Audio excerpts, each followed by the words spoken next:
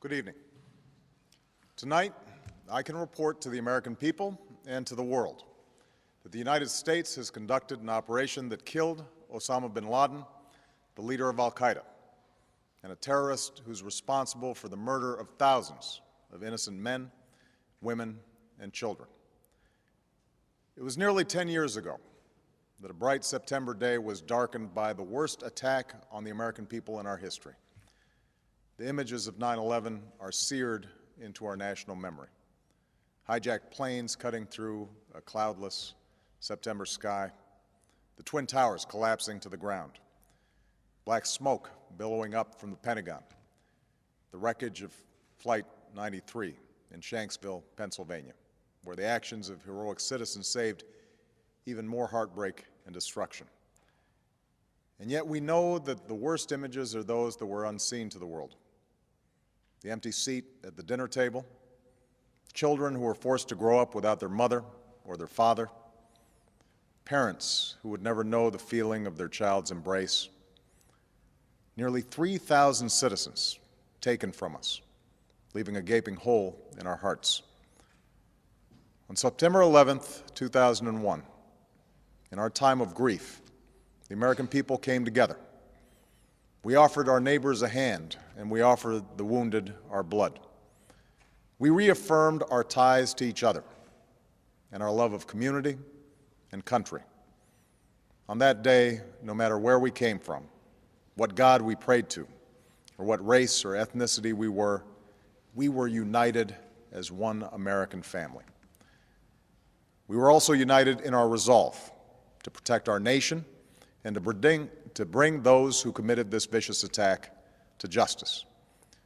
We quickly learned that the 9/11 attacks were carried out by al-Qaeda, an organization headed by Osama bin Laden, which had openly declared war on the United States and was committed to killing innocents in our country and around the globe.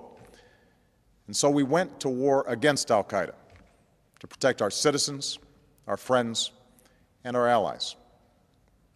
Over the last 10 years, thanks to the tireless and heroic work of our military and our counterterrorism professionals, we've made great strides in that effort. We've disrupted terrorist attacks and strengthened our homeland defense. In Afghanistan, we removed the Taliban government, which had given bin Laden and al-Qaeda safe haven and support. And around the globe, we worked with our friends and allies to capture or kill scores of al-Qaeda terrorists, including several who were a part of the 9/11 plot. Yet Osama bin Laden avoided capture and escaped across the Afghan border into Pakistan. Meanwhile, al-Qaeda continued to operate from along that border and operate through its affiliates across the world. And so shortly after taking office, I directed Leon Panetta, the director of the CIA, to make the killing or capture of bin Laden the top priority of our war against al-Qaeda, even as we continued our broader efforts to disrupt, dismantle, and defeat his network. Then, last August, after years of painstaking work by our intelligence community, I was briefed on a possible lead to bin Laden. It was far from certain, and it took many months to run this thread to ground. I met repeatedly with my national security team as we developed more information about the possibility that we had located bin Laden hiding within a compound deep inside Pakistan. And finally, last week, I determined that we had enough intelligence to take action and authorized an operation to get Osama bin Laden and bring him to justice. Today, at my direction, the United States launched a targeted operation against that compound in Abbottabad, Pakistan. A small team of Americans carried out the operation with extraordinary courage and capability. No Americans were harmed. They took care to avoid civilian casualties. After a firefight, they killed Osama bin Laden and took custody of his body. For over 2 decades, bin Laden has been al-Qaeda's leader and symbol, and has continued to plot attacks against our country and our friends and allies. The death of bin Laden marks the most significant achievement to date in our nation's effort to defeat al-Qaeda. Yet his death does not mark the end of our effort. There is no doubt that al-Qaeda will continue to pursue attacks against us. We must and we will remain vigilant at home and abroad. As we do, we must also reaffirm that the United States is not and never will be at war with Islam. I've made clear, just as President Bush did shortly after 9/11, that our war is not against Islam. Bin Laden was not a Muslim leader. He was a mass murderer of Muslims. Indeed, al-Qaeda has slaughtered scores of Muslims in many countries, including our own. So his demise should be welcomed by all who believe in peace and human dignity. Over the years, I've repeatedly made clear that we would take action within Pakistan if we knew where bin Laden was. That is what we've done. But it's important to note that our counterterrorism cooperation with Pakistan helped lead us to bin Laden and the compound where he was hiding. Indeed, bin Laden had declared war against Pakistan as well and ordered attacks against the Pakistani people. Tonight, I called President Zardari, and my team has also spoken with their Pakistani counterparts.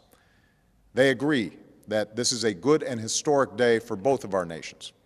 And going forward, it is essential that Pakistan continue to join us in the fight against al-Qaeda and its affiliates. The American people did not choose this fight. It came to our shores and started with the senseless slaughter of our citizens. After nearly 10 years of service, struggle, and sacrifice, we know well the costs of war. These efforts weigh on me every time I, as Commander-in-Chief, have to sign a letter to a family that has lost a loved one, or look into the eyes of a service member who's been gravely wounded. So Americans understand the costs of war.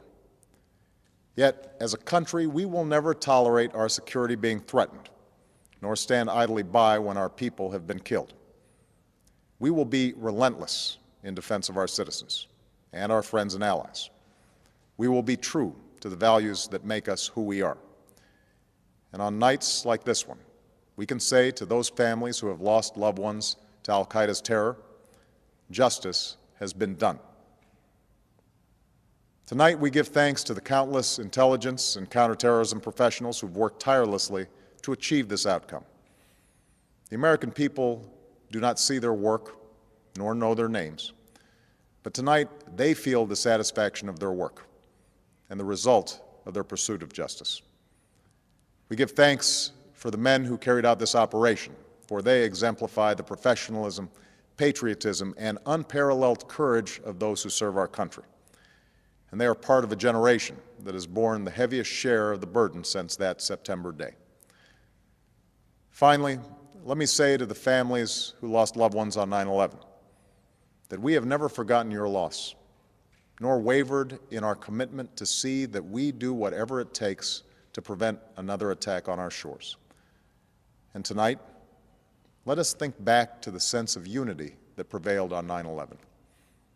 I know that it has at times frayed, yet today's achievement is a testament to the greatness of our country and the determination of the American people.